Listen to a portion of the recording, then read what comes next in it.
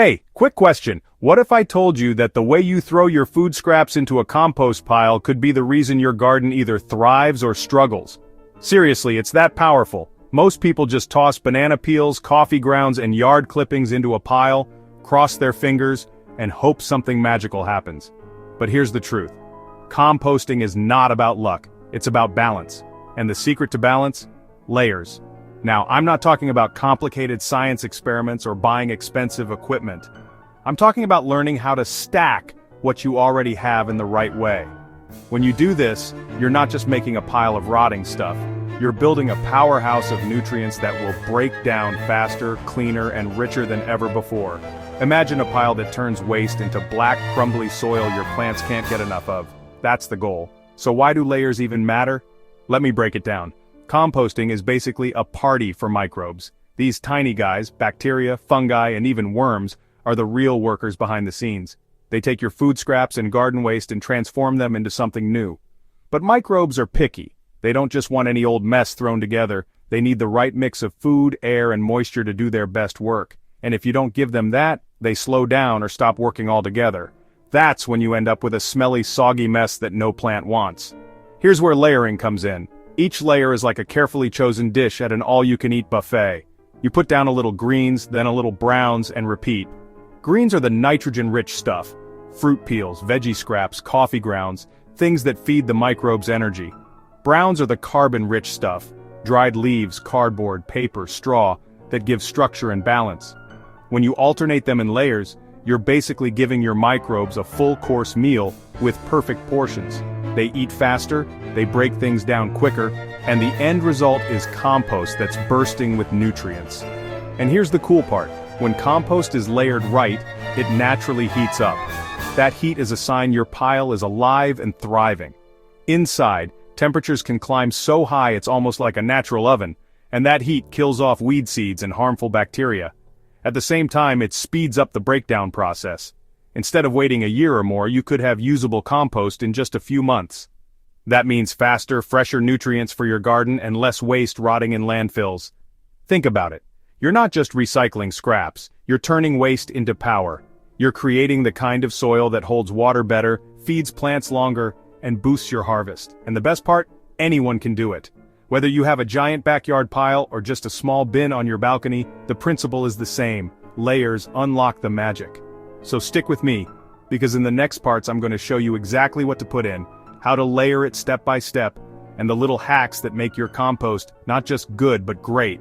Trust me, once you learn how to layer compost the right way, you'll never just dump and hope again. Alright, now that you know why layering matters, let's talk about the building blocks. Compost is only as good as the stuff you put in it. Think of it like cooking. If your ingredients are off, your recipe won't work. Same with composting. The secret is knowing the difference between greens and browns and getting the balance right. So, what counts as greens? These are the fresh, juicy, nitrogen-packed materials. They're called greens, even if they aren't actually green. They're the things that are soft, moist, and break down quickly. Picture all those kitchen scraps you usually throw away. Banana peels, apple cores, leftover lettuce, potato skins, carrot tops. Add in your coffee grounds, tea bags, fresh grass clippings, and even old flowers from a vase. These all count as greens. Their job? To give the microbes fuel, like energy drinks for tiny decomposers. Nitrogen is what makes those microbes multiply like crazy. And the more microbes you've got, the faster your pile transforms. Now let's flip it. Browns are the dry, carbon-rich materials. They don't look as exciting, but they're just as important. Browns include things like dried leaves, straw, wood chips, sawdust, shredded newspaper, cardboard, paper towels, and even old egg cartons, as long as they're not shiny or coated. These give structure to your pile. They're like the bones of the operation. Without browns, your pile gets soggy and smelly because greens alone are too wet. Browns soak up that moisture, let air move around, and slow down the breakdown just enough so everything doesn't rot into a slimy mess. Here's a simple way to picture it.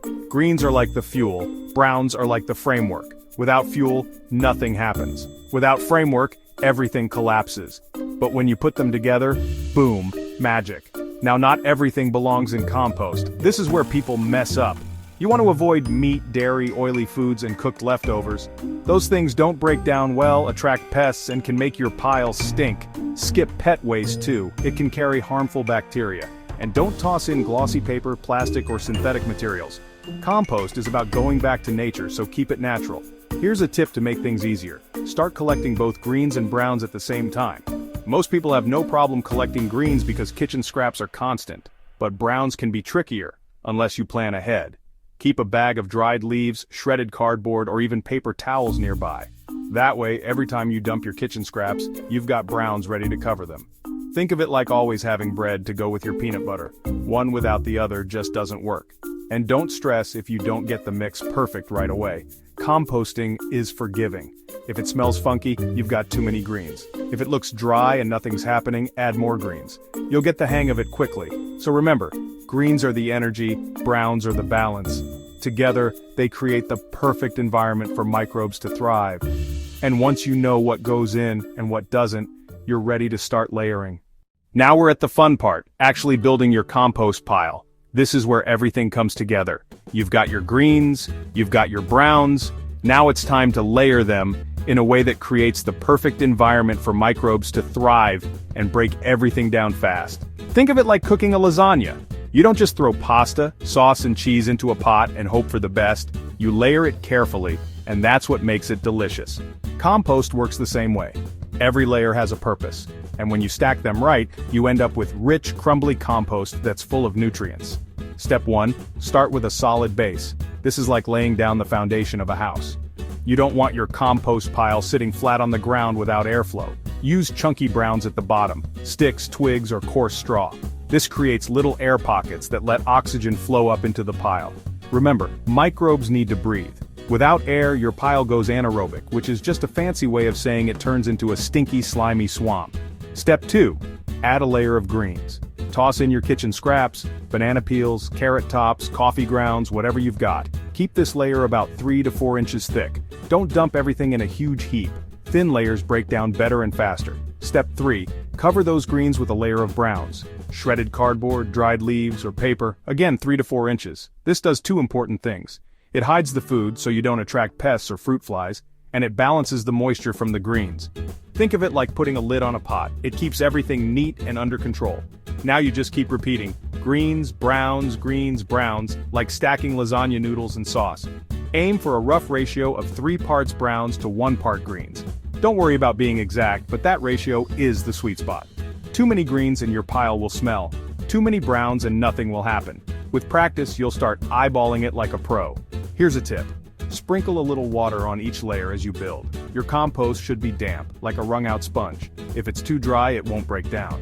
If it's too wet, it'll suffocate the microbes. Light sprinkles as you go are perfect. Don't flood it. Another trick. If you've got some finished compost or garden soil, sprinkle a thin layer between your greens and browns. That adds extra microbes and even earthworms, basically giving your pile a starter culture to kick things off faster. Size matters too. A compost pile works best when it's at least 3 feet tall and 3 feet wide. That's big enough to trap heat in the center, and heat is the turbocharger of composting. A hot pile not only speeds up the breakdown but also kills weed seeds and harmful bacteria. So to recap, start with a base of sticks for airflow, then layer greens and browns like lasagna, sprinkle a little water as you go, and build it big enough to hold heat. It's simple, but it works like magic. Alright, so you've built your compost lasagna, layer after layer of greens and browns all stacked up. Now comes the part that separates a just sitting there pile from a truly living, breathing compost system, keeping it active. This is where you help the microbes stay happy, healthy, and working at full speed so they release the maximum nutrients into your compost. First, let's talk about oxygen. Just like us, microbes need to breathe. Without air, they slow down or die off, and then your pile shifts into anaerobic mode. That's when it smells like rotten eggs. Nobody wants that. The simple solution: turn your pile. Every couple of weeks, grab a shovel or a pitchfork and mix things up. Pull the stuff from the outside into the middle and push the middle material outwards. It's like flipping a giant salad. Doing this recharges the oxygen inside and gets everything breaking down evenly. Next, balance. Compost isn't something you just set and forget. You've got to pay attention to what it's telling you. If you notice a strong smell, that's your pile screaming for more browns, dry materials like shredded cardboard or leaves. If the pile looks dry and nothing's really happening, it's begging for more greens. Those juicy food scraps or grass clippings. The more you check in, the easier it gets to adjust on the fly. Moisture is another big one. Remember how we said compost should feel like a wrung-out sponge? Keep checking it. If you squeeze a handful and water drips out, it's too wet. Add more browns to soak it up. If it crumbles and feels dusty, it's too dry. Give it a light sprinkle of water. Microbes need a cozy, damp environment, not a swamp and not a desert. Now here are a few speed hacks if you want your compost ready in months instead of a year. Hack number 1, chop things up. A whole watermelon rind takes forever to break down, but if you chop it into chunks, microbes get more surface area to work with and break it down faster. Same goes for sticks, veggies, or cardboard. Shred or cut them smaller and watch your compost speed up. Hack number 2, seed your pile. Toss in a handful of finished compost, healthy garden soil, or even a shovel of manure between layers. That's like throwing a starter pack of microbes right into the mix. They'll multiply quickly and boost the breakdown process. Hack number 3, keep it hot. A hot pile is an active pile. If you see steam rising when you turn it, you're doing great. If it's cooling down, add more greens to give the microbes extra fuel. In cold weather, cover your pile with a tarp to trap heat and hold in moisture.